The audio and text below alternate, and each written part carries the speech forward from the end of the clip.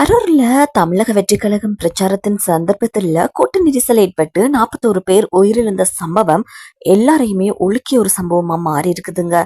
அன்றிரவே கரூர் மக்களை நேர்ல சந்திக்கணும் அப்படின்னு சொல்லி காவல்துறை கிட்ட அனுமதி கேட்டிருக்காராம் விஜய். ஆனா அவங்க அனுமதி தர மறுத்திருக்காங்க அப்படின்னு சொல்லப்படுது.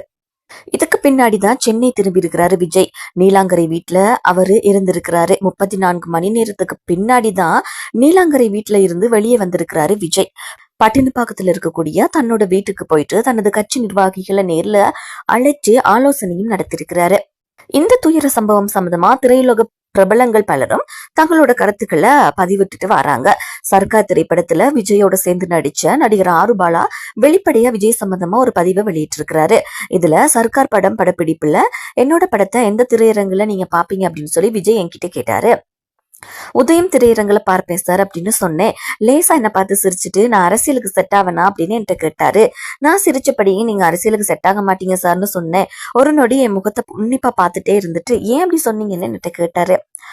உங்க மேல ஒரு கேஸ் கூட இல்ல, கோடிக்கணக்குல கொள்ளையடிக்கிற மெடிக்கல் காலேஜ் இல்ல, உங்ககிட்ட ரவுடிசம் பண்ண ஆள் இல்ல, இது எதுவுமே உங்ககிட்ட இல்ல, அதனால நீங்க அரசியலுக்கு செட் ஆக மாட்டீங்க சார்னு சொன்னேன்.